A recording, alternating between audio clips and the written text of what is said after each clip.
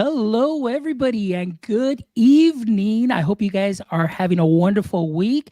So, welcome to my EdTech Life. I am excited to be here with you all today. It is a midweek show. It's very rare right now, but we made it happen. And I am excited because today we have an amazing, amazing guest. And I'm just thrilled to be here talking to her. And she's joining us, and she's going to just share her passion for education. I mean, if you follow her on social media, or actually if you do know the work that Daphne does, she does some amazing, amazing work in empowering students through coding. She's a wonderful educator. And on top of that, she just has a creative outlet that she'll talk a little bit more about and the work that she's doing with Codebreaker. But I am just excited and just very filled with joy that today I have the wonderful and amazing Daphne McMenemy joining us here tonight live on my EdTech Life. Amazing. Daphne, how are you today, Daphne? I'm good, Fonz. How are you?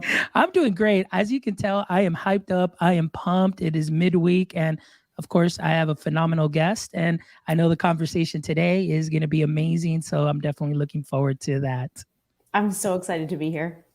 Excellent. Well, Daphne, let's go ahead and get started and dive right in. And, for our audience members that are watching and are getting to know who you are for the very first time and that are going to be rewatching, if you can give us a brief introduction in your context and education. And if you don't mind, if you can add one interesting thing about yourself that people may not know. Okay.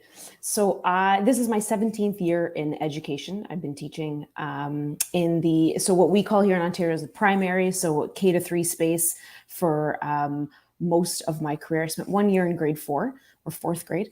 But my heart belongs to our youngest learners, definitely. I started my career in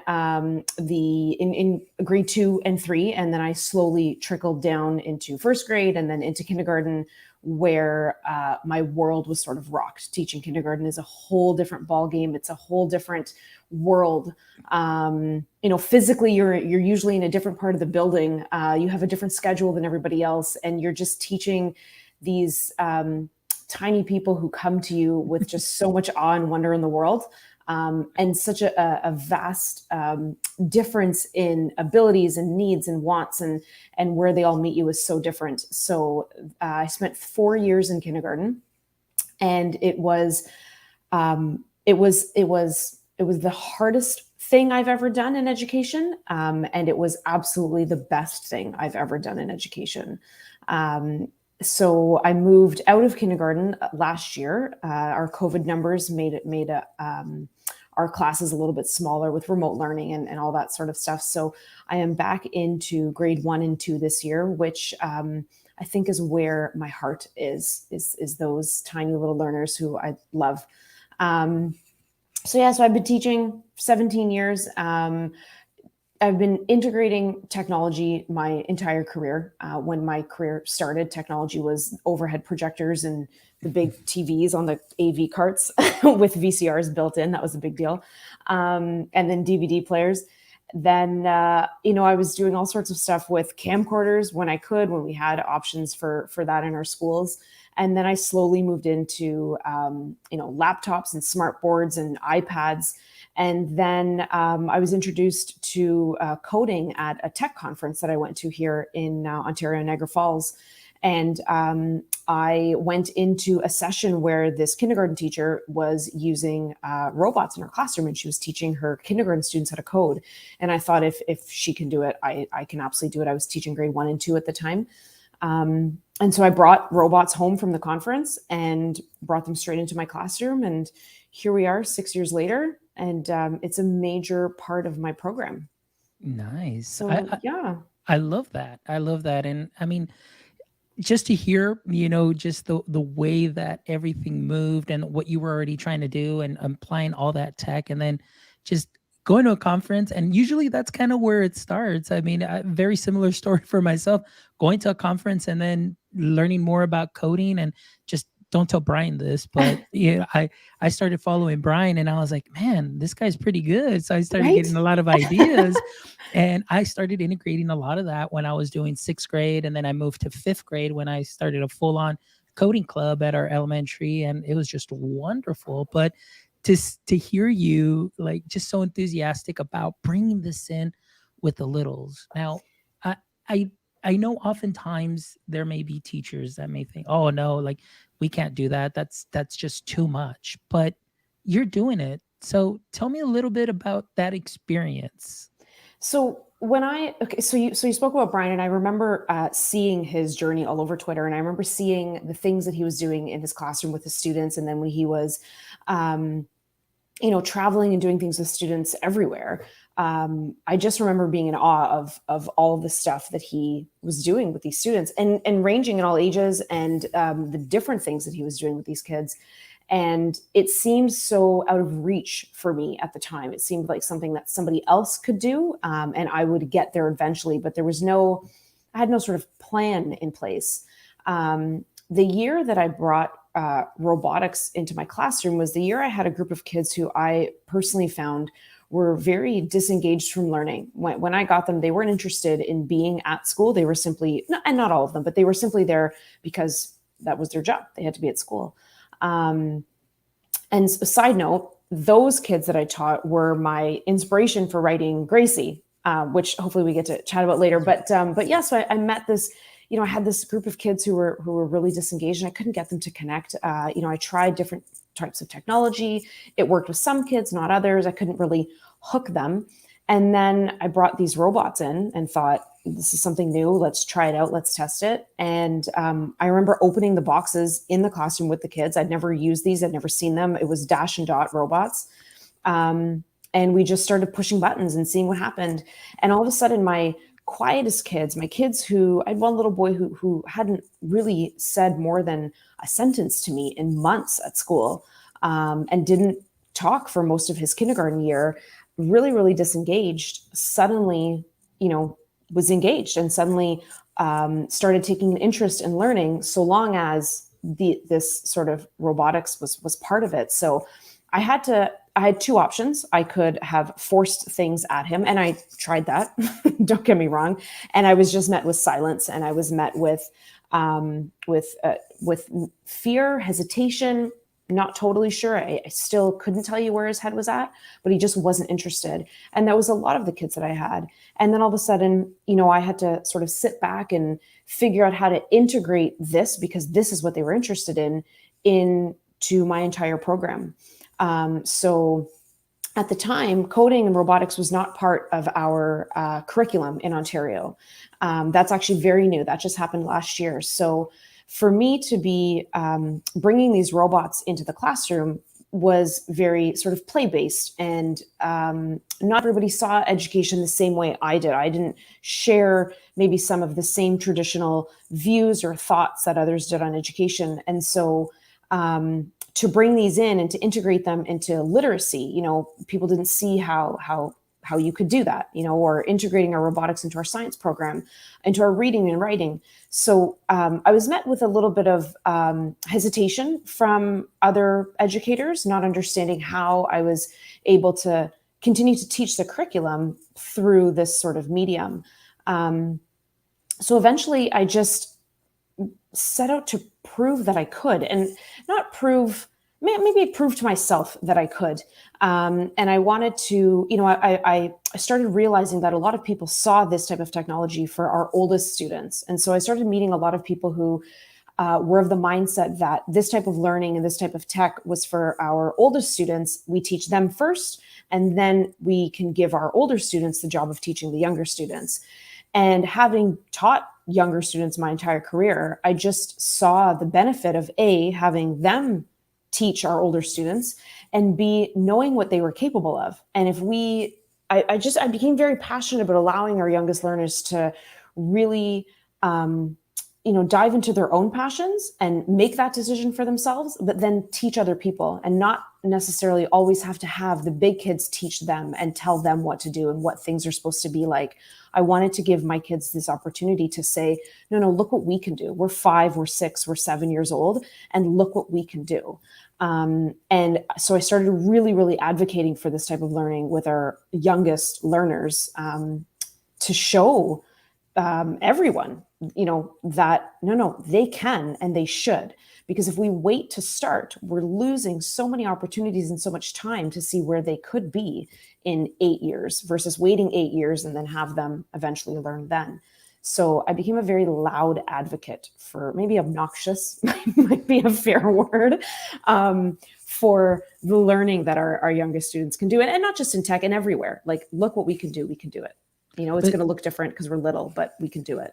I mean, it's just the passion. I mean, you see it and you see the potential. And, a lot of what you're saying just really, touches me, because I had a similar experience. I mean, going in 6th grade and then trying things out and being that the early adopter, the kind of like trying new things. And even if they fail, it's okay. We tried it. We're going to figure it out, and allowing students and empowering them, and then having them teach me. I'm like, this is really cool. And you build that community. But oftentimes we do not give our students enough credit. Like, we think like, oh no, this is too much of a waste of a time, and so on and so forth.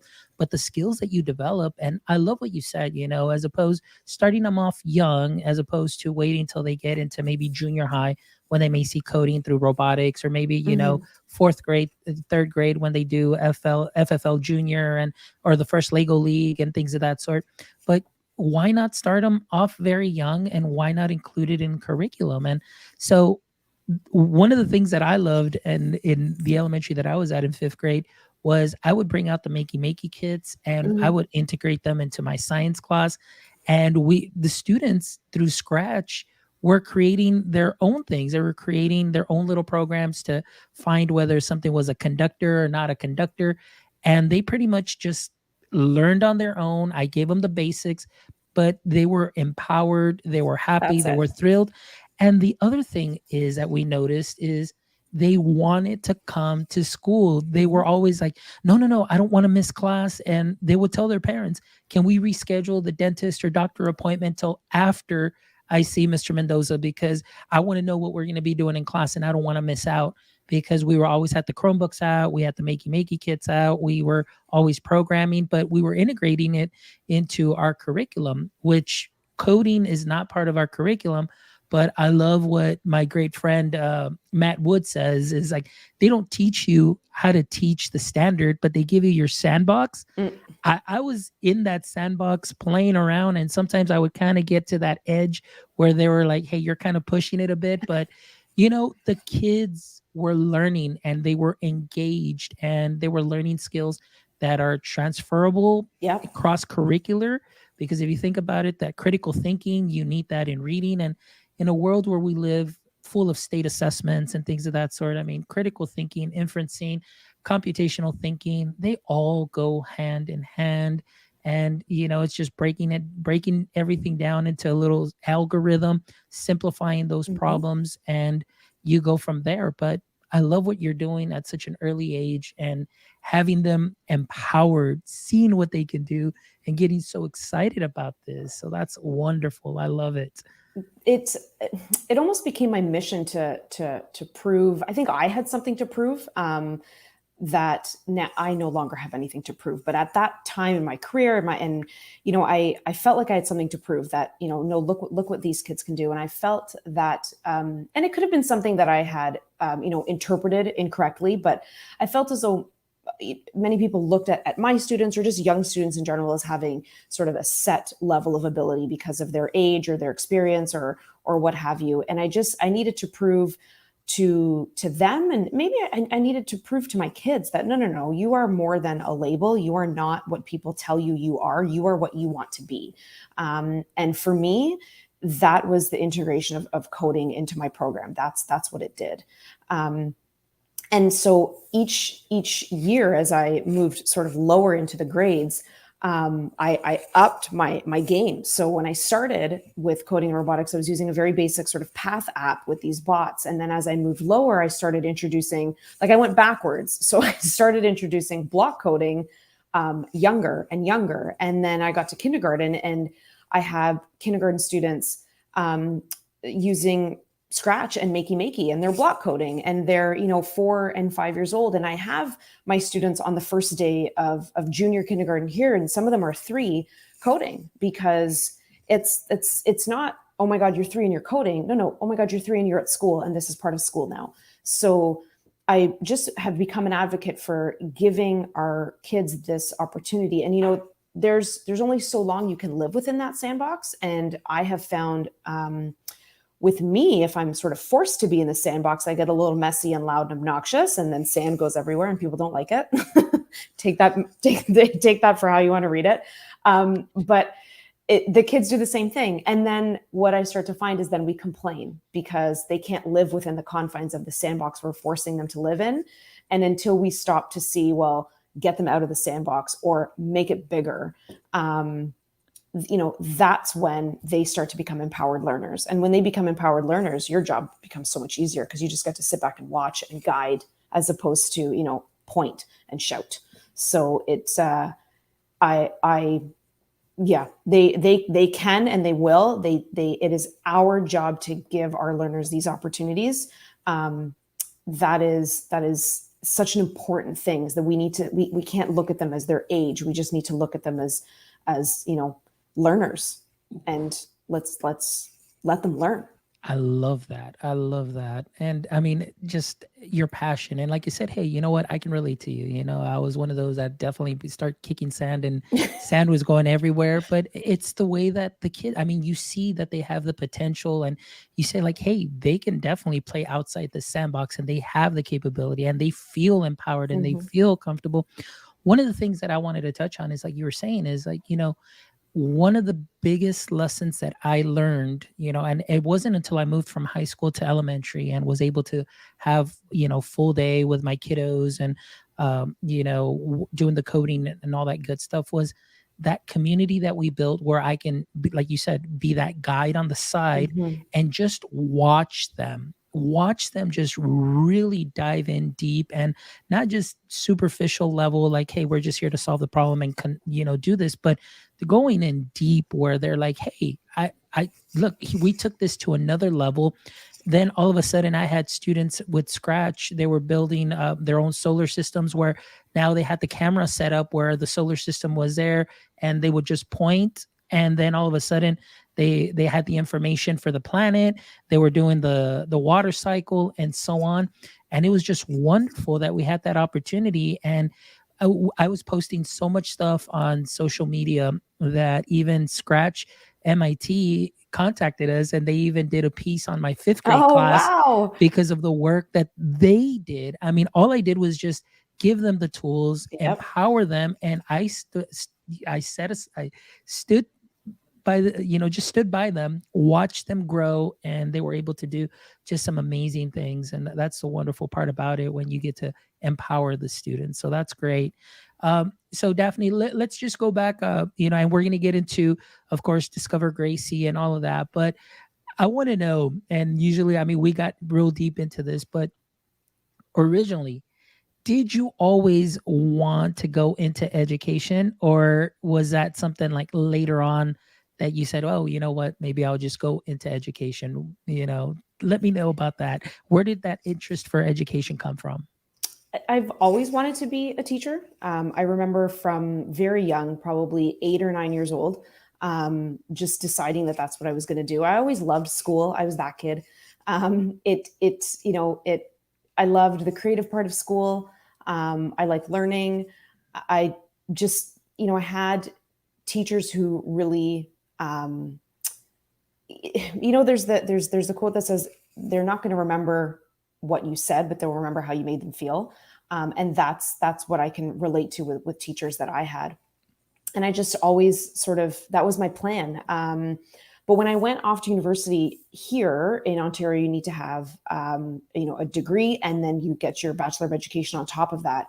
So I was always afraid to go to only have a teaching degree, because I remember, and it's a sad state, but I think we can all relate to that. I remember the teachers who you sort of stood in their class and felt like they didn't enjoy their job and they didn't like students. And so I never wanted to be that teacher. So I always wanted to have what I used to call something to fall back on. I wanted to make sure that I had something, I had education enough that I could say, if I ever got to a point in teaching where I decided this is no longer for me, that I had something that I was still passionate about and something that I could still do. So I actually have a degree in criminal justice and public policy. So I got that degree and then went to teachers college and became a teacher. So I teach in the same school board that I grew up in. So I sort of born and raised in the area that I am. And I love that. I have a lot of connection to where I teach. I have a lot of connection to, I get to see my old teachers. I get to work with some of my old teachers, which is a pretty cool thing. But education is just something that's always, there's no teachers in my family. It's just something that I've always wanted to do. And I don't know if there was really a why. I can't pinpoint, like a moment or a specific teacher. I just know that I've had teachers who just made me feel good. They just made me, feel like I belonged and like I mattered. And so that I guess sort of pointed me in the direction to where I am today. Perfect. Oh, that's wonderful. And I mean, it's very interesting to hear, you say that you have criminal justice and then you went into teaching. So now my question is to you, once you started teaching, what was something that you wish you knew before you started teaching? What was something I wish I knew? I wish I knew that report cards weren't the be all and end all of our students. Because that was always a major focus. I need to do this because I need to write report cards. And it took so much away from being able to see our learners as learners and versus just numbers and data. Numbers and data are important, but the person is more important. And so when we're so focused on numbers and data, we're missing out on opportunities to learn from our students and to allow them to learn. But I think, to be honest, I mean, other than that, and I think that's a really basic answer because, I mean, report cards are a lot of work. But I think I can say with honesty that there is nothing that I wish I would have known because I am who I am today because I didn't know what I didn't know then. And I had to learn it. And I had to burn bridges. I had to make those mistakes. I had to fail. And I had to have a talking to. Like all of those things needed to happen in order for me to become comfortable in who I am, become the educator who I am today. So I'm grateful for everything I didn't know because it gave me reason to learn it and understand it. Nice. So going along with failures, like you said, that for us as teachers and educators, I mean, that's something that happens. I mean, you learn as you go, you make those mistakes. And I like what one of my friends, or he was a guest, Al Kingsley, who said, mistakes, failures, they're stepping stones to success. So if I may ask, what is maybe a situation or a failure, that helped you, I guess, let me see. This is what I want to ask. What is an example of a mistake or failure that you may have experienced and what did you learn from it? So I always, whenever I'm asked this question, I always think of two times, one with a student and one with a colleague. And I remember I had a little girl who was difficult. She was a challenge for me. I couldn't connect with her, but what I learned was that I wasn't trying to connect with her. I was fueling her fire so that I had reason to send her to the office and I could wash my hands of it because I didn't know how to deal with her because she didn't respond to what I thought was best. And then one day she wasn't at school and then the next day she wasn't at school. And on the third day, her mom showed up at school and she wanted to speak to me. And I was quite a new teacher. I think I'd been teaching for only 2 or 3 years. And you still have no idea what you're doing and 2 or 3 years in. And so she wanted to have a conversation and she looked me in the eye and she said, she does not want to come to school because she thinks that you don't like her.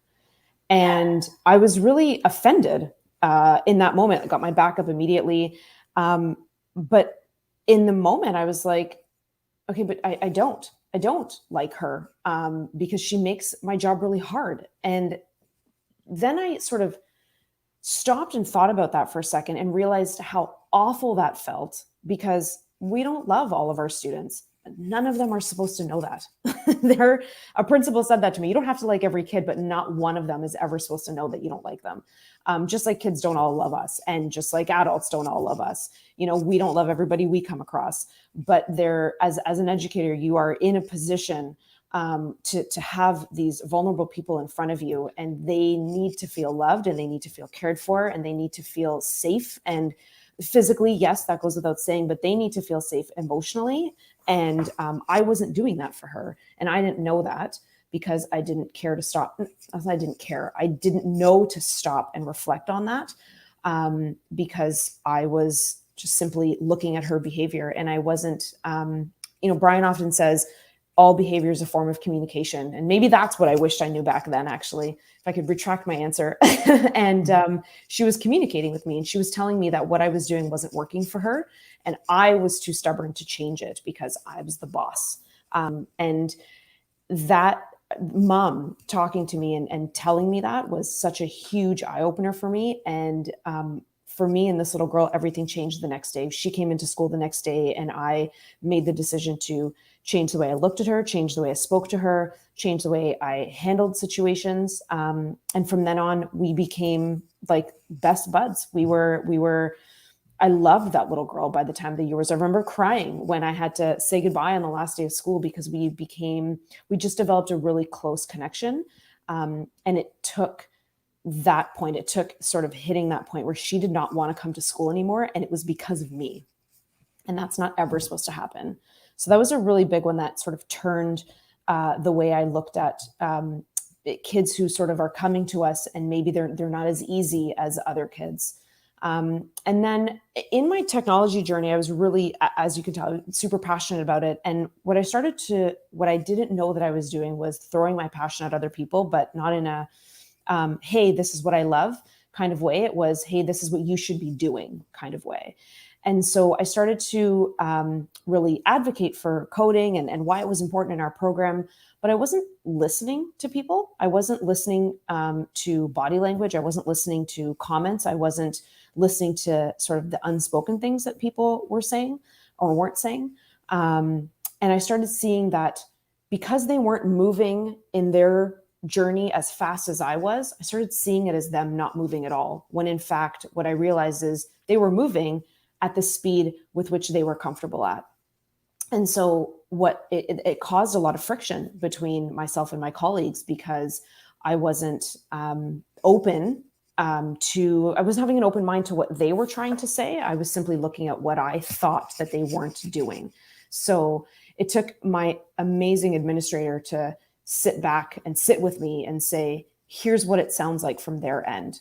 And until she said that to me, I had no idea that that's how I was coming across. And she was very kind and she was very gracious about it. And she was waiting too. It was not a conversation of this is what you're doing wrong. It was, this is what you need to understand about how you're coming across. And so it really allowed me to sit back and kind of reflect and think about how I was, just, passing my message along or sharing what I was passionate about, sharing my message, and how you can do that in a way that doesn't overwhelm people, that doesn't make people feel like they're less than because they're not where you are. And so I really learned how to, and still learning how to do that, to make sure that I'm respecting all of my colleagues and respecting where they are in their journey and understanding that their journey doesn't need to mirror mine. And there's nothing wrong with that. And, that was a big stepping stone for me, was realizing that, I needed to kind of sit back, and my way was not the only way. Took time to learn that. Yeah. Oh, but that's great. I mean, like you said, and it's what it is. It's a journey. It's a learning journey. Yeah. I mean, it doesn't even matter how long you've been in education. I mean, we're continually learning things. And I think the most important thing is to be very receptive of, like, hey, I sometimes you may not realize the way that we may be coming off or things of that sort. And it's okay to say, hey, you know what? let me reflect on that. I'm so sorry. Let me take a different approach. But you're always learning. I mean, we are in the people business, like Josh Tovar, who's joining us here. I love what he always says. We are in the people Yep. business. We work with colleagues, we work with adults, we work with kids, and that it's all about communication and figuring that out. And sometimes, like you said, it's important to take that step back and just take things in a different approach and respect where everybody's at. And especially now, going from brick and mortar to virtual, Mhm. and then now coming back, and now, there's teachers that feel a little bit more comfortable with the tech. There's teachers that now are coming back, and I call it the muscle memory. They come back in that comfort zone, and, they just kind of put the tech aside, and now everything is kind of the way that they used to teach and Mhm. so on. So now let me ask you about that. How has your transition been from virtual to now coming back face to face? What are some of the challenges that maybe you have seen for yourself, and maybe just within the school district? So as much as I love technology, I eat, sleep, and breathe, my phone, my laptop, my iPad, fill in the blanks. I loathed virtual learning because I love my people, and I like to be in the room with them, and all that hands-on learning. So coming back into the classroom was absolutely best case scenario for me. As far as challenges are concerned, I think the biggest challenge for me is sort of all of the physical protocols we obviously have to follow for safety. So we can't gather in groups, so that makes things really difficult because we're all sitting in desks in rows facing forward. I've never had to teach that way, so learning to be able to live within those confines and making sure that all my students are physically safe has been very challenging. I've had to learn new ways to build community because so much of what I was doing had to do with physical space in the classroom. Even as far as I started thinking about, why my students are maybe behaving a certain way at a certain time of day. And when with our younger students, we're constantly moving. We're transitioning from reading on the carpet in the rocking chair to sitting in our groups to moving to another group. And that's no longer happening. So if we were getting up 5-6 times within half an hour, moving to a different space to do the same lesson, we're now only sitting in a chair at a desk facing forward for that exact amount of time. And there's only so many, get up and let's do a random, just dance on the smartboard. They're not interested in that. That is not, enough movement for them. It's not purposeful transition for them.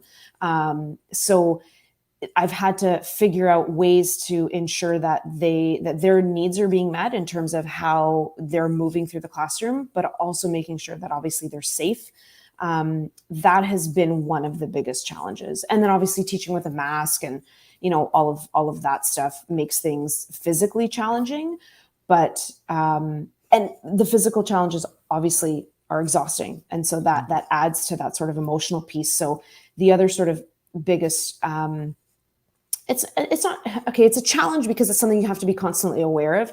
You just have to be constantly aware of your mindset and where you are, and how much time am I spending complaining about having to wear a mask, because that's not healthy. How much time am I spending complaining that my kids are behaving in a way that I'm not enjoying? Am I spending more time complaining about it, or am I spending more time reflecting on how to either get over it or get on with it? So that's challenging too, is making sure that you're allowing yourself time to vent and say what you need to say and get it out there, but then pulling it back in and making sure that you're still focusing on the really great things that are happening right now. So making sure that you have that balance. Yeah, no, and that's very important, and at least, throughout, seeing my friends on social media, and then getting to talk to some of my friends, through our chats and things of that sort, and asking them the same thing, what have been some of your biggest challenges? And, they mentioned, it's in coming back, teachers seem to be fighting to get back to the way things were, Mm-hmm.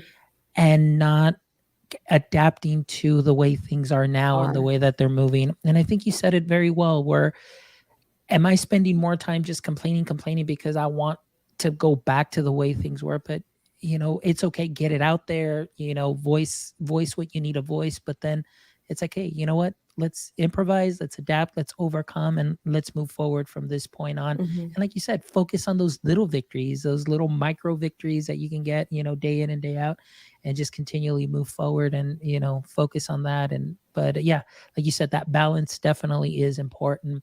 And before we start talking a little bit more about Gracie, I'm curious to know too, Daphne, what are some ways that you yourself too as well um, keep up professionally, as far as PD on your own, conferences, things of that sort? What are some ways that you seek that professional development? I love conferences. Obviously, things are a little bit different right now, but I will go to any conference that I'm allowed to go to. I just really love learning. I was the kid who would sit in the back of the class and just listen all day long to just learning. I love to learn. I love to read. I'm an educator, but I'm also an editor for Codebreaker, so I read daily. I get a lot of professional development through social media and through our professional learning network there. I will follow certain educators, and I will reach out to certain people when I'm looking for something specific. I love researching just whatever sort of topic I'm interested in, and then with my PLN, what I'm learning to do is build that network around those specific things. So if I'm looking for something on STEM and making, I'm going to reach out to Chris Woods because he is sort of a go-to on that. If I'm looking for anything coding and tech, I'm going to reach out to Brian. If I'm looking for something on leadership, I'm going to reach out to Brian as well. But I have a host of different people that I've met through social media. And what I love about that is the people that I'm talking to are tried and true. So I can say, hey, what do you think about this tool? Or what do you think about this strategy? And they've done it and they've used it. So they can tell me with honesty, hey, it worked for these reasons. It didn't work for these reasons. But I get a lot of my professional development from just people who are doing the work. And yeah. Yeah, no, and I'm with you on that. I think with being connected now is the biggest thing. And, Yeah. Starting back in 2017, when I first joined Twitter and not realizing, the importance of being a connected educator till later on where, before it was just following people and now it's actually connecting. And like you said, if I want an answer, I'm going to go straight to the source. I'll just tweet somebody or just direct message them and say, hey, any suggestions? And it's amazing. Matthew Joseph says the power of connections. That's what his whole book's about, and being able to collaborate with people, not just within your school, within your state, but around the globe, and get ideas from the people that are doing it. That definitely is amazing, and I love having that access, especially through the Codebreaker family, and of course Brian being a great leader, and then everybody that has been part of the Codebreaker family too as well. There are people that are out there that are just not talking the talk, but I mean they're walking that walk, and it's great to be able to be part of that family too as well. So talking about inspiration, talking about what you do for Codebreaker too as well, but you yourself have also authored a book, and we've got here Discover Gracie. So I did pop in the link into the chat, but I will be popping this into the show notes as well. So tell us a little bit about the inspiration or the story behind Gracie here. So this is my favorite story. So Gracie is based on the character of Gracie is based on 4 students that I taught.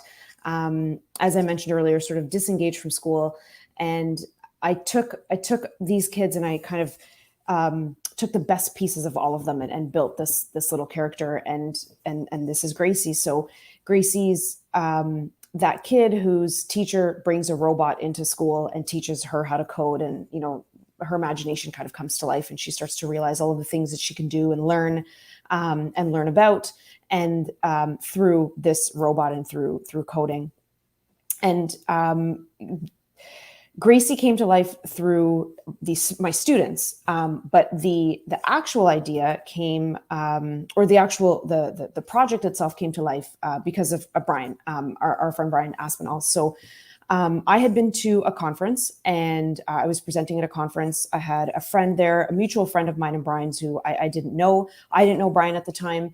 A couple weeks later, that friend was at another conference with Brian, and they exchanged my name. And then Brian reached out to me and had asked, I'd heard about you at this conference. Are you interested in writing a blog for my website? So I was very starstruck. I was a big fangirl, and I was following everything he was doing on Twitter. I loved what he was doing in his classroom. So absolutely, I'm going to write this blog post for you. And so I did, and it was very well received. I was really excited to do that. And then a few months later, he reached out and he said, have you ever considered writing a children's book? And it was through a DM, and I remember responding, yes, but I've never known where to start. And he responded with what I've said forever, is the 3 words that kind of changed my life. And he said, you just start. So I remember reading those words and literally grabbing a piece of paper and a pen, where I was sitting outside at the time, and I just started. That's exactly what I did. So at the time, I knew that I wanted it to be about coding, but I knew that there was quite a few books about coding, and I wasn't familiar with any about robotics. So I knew that I wanted it to be about robotics, and it had to be about a little girl, because I'm a girl and I have a little girl, and I advocate for girls in STEM. And I took pieces of my life and sort of sprinkled it throughout the whole book. And Gracie came to life. Gracie will be out for 2 years. This December. She'll be almost 2 years old. Gracie came out in December of 2019. The following summer, Brian and I collaborated together, and we wrote the second book called What Happens When I Learn to Code. And Gracie is the main character. It's a nonfiction, and it basically goes through sort of all of those soft skills. So when I learned to code, I'm a risk taker, and here's why. And it kind of gives kids that sort of real life stuff of what you become as you learn to code. And then the third book came out last year, and it was called Gracie the Maker. And Gracie the Maker is the story of Gracie, and she meets a new friend, and they have a class pet that is a tortoise, and the tortoise has a problem. And so together they build this sort of Rube Goldberg contraption with coding in there to help this tortoise and solve its problem. And they do that through coding and STEM and making. And that was the third Gracie that came out last year. Man, that is awesome. I love that. And, one of the things that you said, advocating for girls in STEM, and this is something that's definitely very important. And I know when I was in the classroom, and even now doing summer STEM camps, and I know for a while, maybe because of pandemic, we haven't done those, but I'm just excited to be able to get those going again. I mean, it was just great to be able to have, 4th, 5th, 6th graders, girls that were just so interested in coding and just doing some amazing work, being part of the code club and just taking off from there. And then, of course, in the summer STEM camps, what I loved is as the years went by in the summer STEM camps, the last year that we were able to actually do it face to face, it was a 50-50 split between boys and girls. And I loved it. And to me, it's something that is so important, because I'm a big advocate for that in girls in STEM. And, one of the things in my research studies that I've done and during my doctoral program, taking a course in special topics in STEM and talking about that, like, what can we do to promote? What can we do to get more girls involved in STEM? To me, that is relevant. We definitely need more of that. And I love the fact that you take your passion for tech, you take your own personal story there too as well, and now you have created Gracie here and these books. Tell us a little bit about here, Gracie TV. What is Gracie TV? So Gracie TV was something I started doing during the pandemic. Much like all of us picked up some kind of random habit, or rather hobby.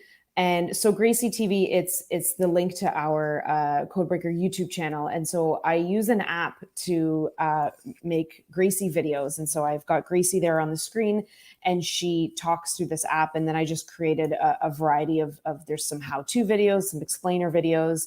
And I make them for fun, because I love to make things, and that I just create little videos with. I use WeVideo. I use Apple's Keynote. I use a couple of apps on my phone, and I just kind of smash everything together. I add some graphics and music, and create little videos when I feel like it. That's awesome. That's wonderful, but it's great. It's a creative outlet for It you. is. You created this character out of your passion. And I think that's something that people need to see. That's something that students need to see. And I know when Brian was here, he said, he found his passion for Codebreaker, while he was teaching, but he was always advocating for students to say, hey, find your Yeah. passion, find it and monetize it, do something with it. But, it's funny that those words also resonate with me. You just start, you just Mhm. do it. And thanks to Brian for that too as well, because he's definitely played a big role in what I've been able to do. And always just thinking about what he does. And obviously his book that just came out also was great, just to hear his story. And oftentimes people think like, oh no, I can never do that. I mean, these people, But you can. they're edu-famous, they've got it all together. I was like, no man, Mm. we're just regular people. And then when they get to see you here on the show and they got to see Brian, they're like, it's like, hey, that's just a regular guy, regular person, but they're just sharing their passion. They're Yeah. just putting themselves out there. And how do you start? You just start. You just You start. just do it, and that's it. So that's wonderful. I did pop the link here into the chat as well, because there you do have a contact info here, just in case anybody's ever interested Mhm. in bringing Daphne to their campus, their school, maybe for a camp or anything of that sort. You can definitely get in contact with her as well. But again, all of this will be there in the show notes also. And I love what Josh Tovar says here. Like he also says, it's like, hey, we all put our pants on the same way. Maybe one, I don't know, One maybe leg, left two leg, maybe legs. both legs. I don't know. It just all depends, but we just do it and we get there. Wow. So anyway, Daphne, thank you so much. And we're not done yet, just transitioning here to some other questions as we're kind of getting to the tail end of the show here. But I just wanted to talk to you a little bit more, as far as um, your fork in the road moment. Have you ever had a fork in the road moment? And what led you either left or right in that fork in the road moment? Can you share something with us there? Um, I think, let's see. If we go the education route, I think there was a moment in my career where, or when I started my career, I was always of the belief that you walked into a school, you started teaching, and you left and retired 25 years later. I didn't love change. I didn't know that obviously I knew people would, could become administrators. That wasn't something that I was interested in. So I just thought I'd walk into a school, and after the first 5 years at my school, the school shut down. So I was forced to go to another school. So I went to another school. And again, I still had the same outlook. I'll just be here till my career's done. Um, and then I got to a point where I had this sort of sudden urge to change. I needed change. I'd been teaching the same grade for almost 8 years at that school. And I don't know where it came from. It was the first time I'd ever felt that something needed to change. I needed something different. And I begged my administrator to put me into a kindergarten program. And that was a huge leap. It didn't feel like it on paper. You were teaching grade 1, you're going to go teach kindergarten. It's only a year.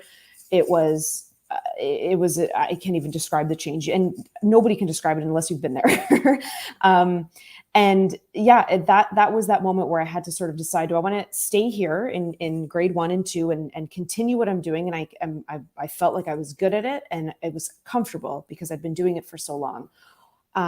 Or do I take this big leap here and I might hate it? I might love it. I don't know.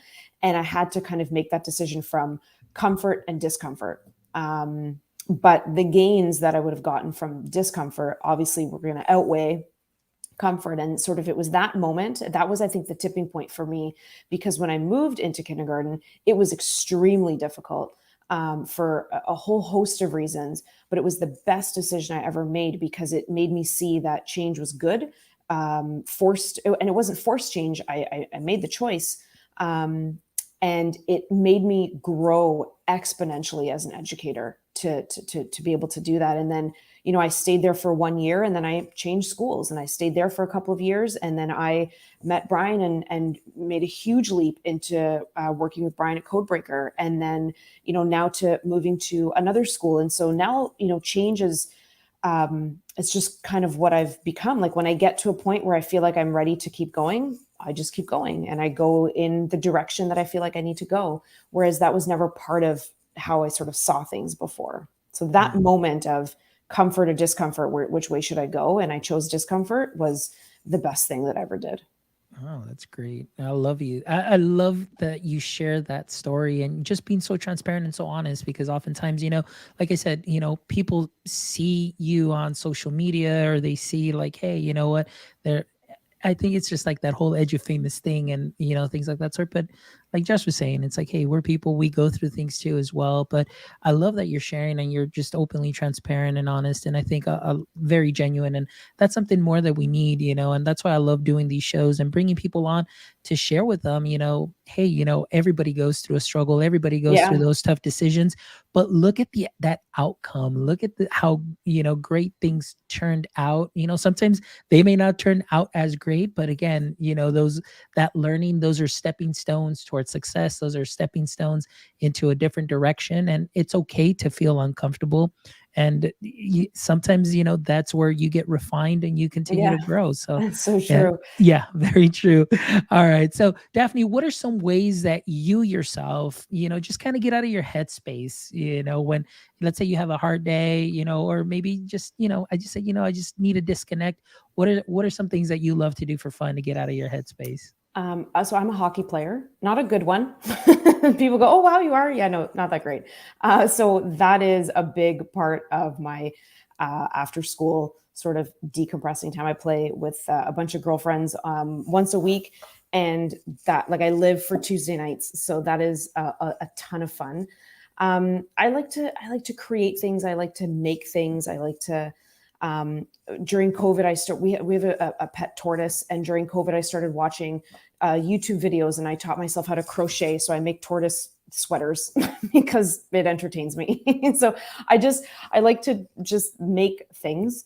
And then, if I really just need sort of some downtime, I just kind of like to watch TV and just sort of numb the brain from thinking, and not trash TV, not reality TV, just regular old TV that I've seen. Like, I think I've watched Schitt's Creek, the entire series, 3 times. Like, just that comfort TV. I've watched Dirty Dancing and Footloose a million times. Just, I know it's coming. I don't have anything to think about, and it's just nice to kind of sit and unwind.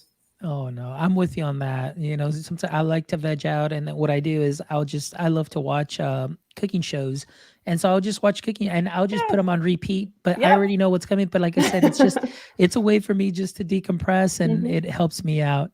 All right, so a couple of other things here. I wanted to ask, what would you say currently is your edu kryptonite? Okay, so I thought about this, and I think right now there is a big discussion on learning gaps or learning loss, or a lot of focus on what our kids can't do as a result of not having been at school for 18 months or in school for 18 months. And I get really heated when people start to talk about that, because if we're looking at our young learners, we can say things like, well, they barely know their letters. Yeah, because they haven't been at school for 18 months. Like, we can't, we can't expect miracles from these kids who have not been in a traditional learning space. And especially our youngest learners, this may be their first sort of real or normal, I don't like that word, but year at school.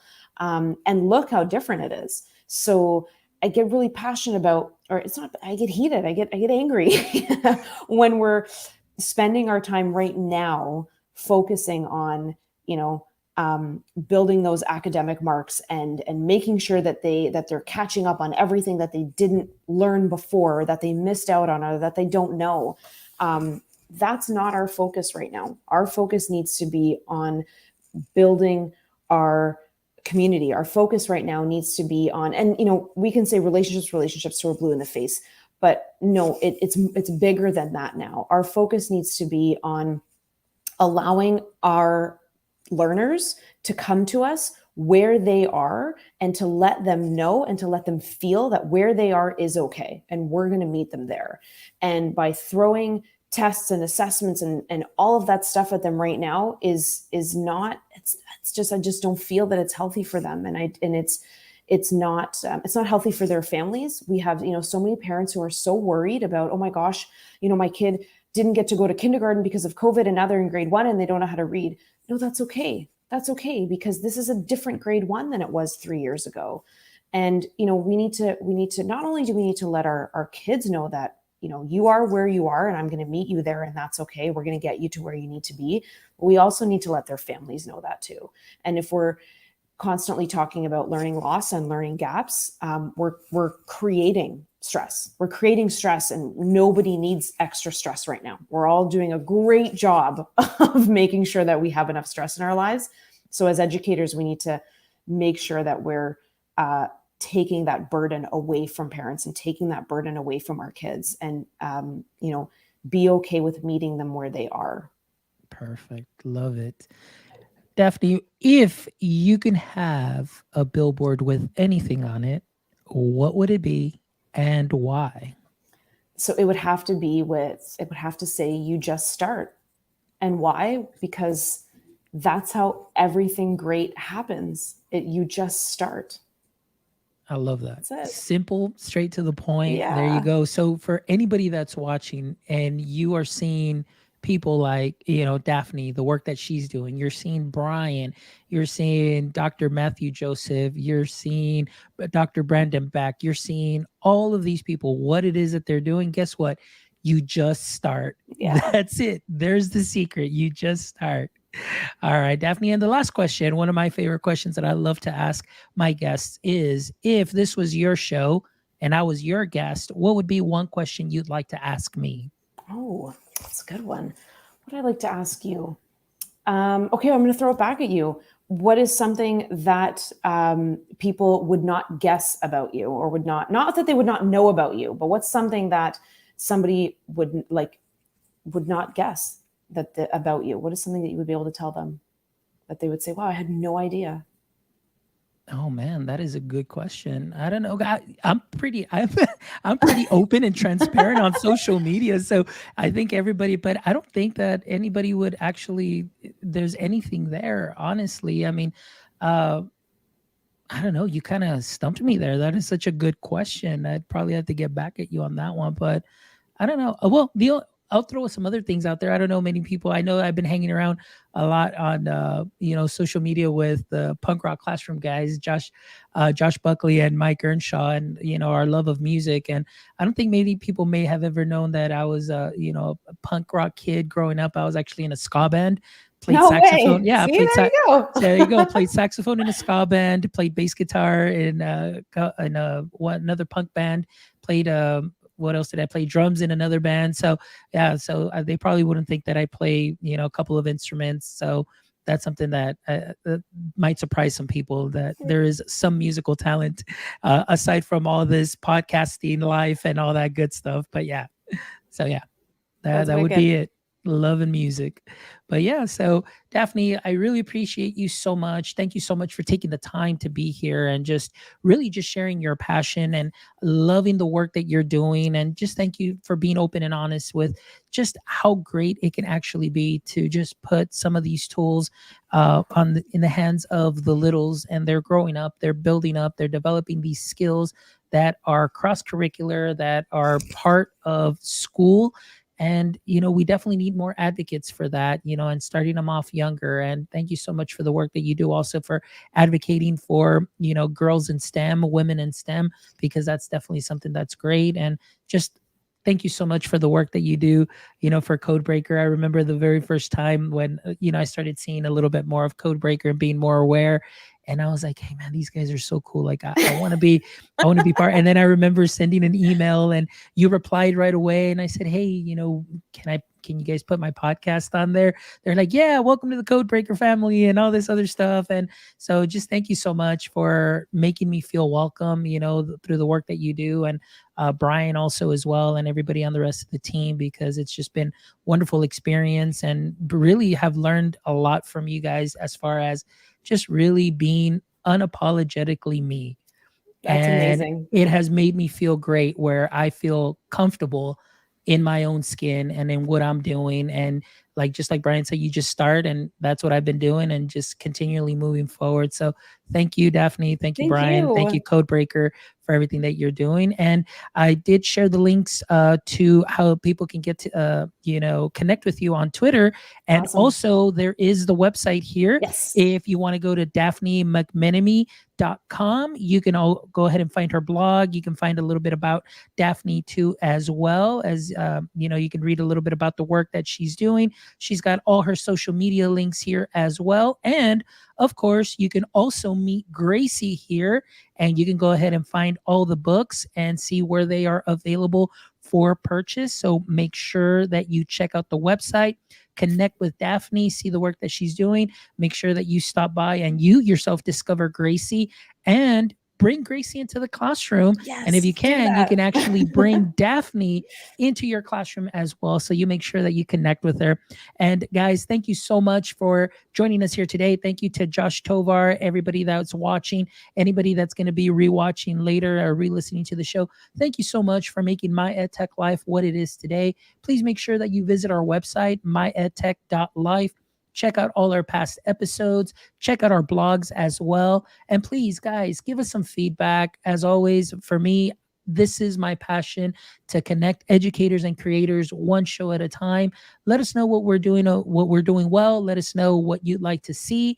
I'm always open, for any of your suggestions, because we want to give you the best. I want to give you the best of me. So thank you so much for being part of our My EdTech family. And Daphne, as always, thank you so much for being part of my PLF, my personal learning family. And you always have an open invite here, my friend. Anytime you let us know, and you can come back. So thank you so much to everybody. And this week, everything lined up. Tomorrow, we have Charles Williams on the show. We've got 2 shows back to back. That's a first in My EdTech Life history. But when things line up, you take advantage of it and you just do it. So tomorrow, please make sure that you join us live with Charles Williams. We'll definitely be talking about leadership there as well. So again, guys, thank you so much. And until next time, my friends, don't forget, stay techie.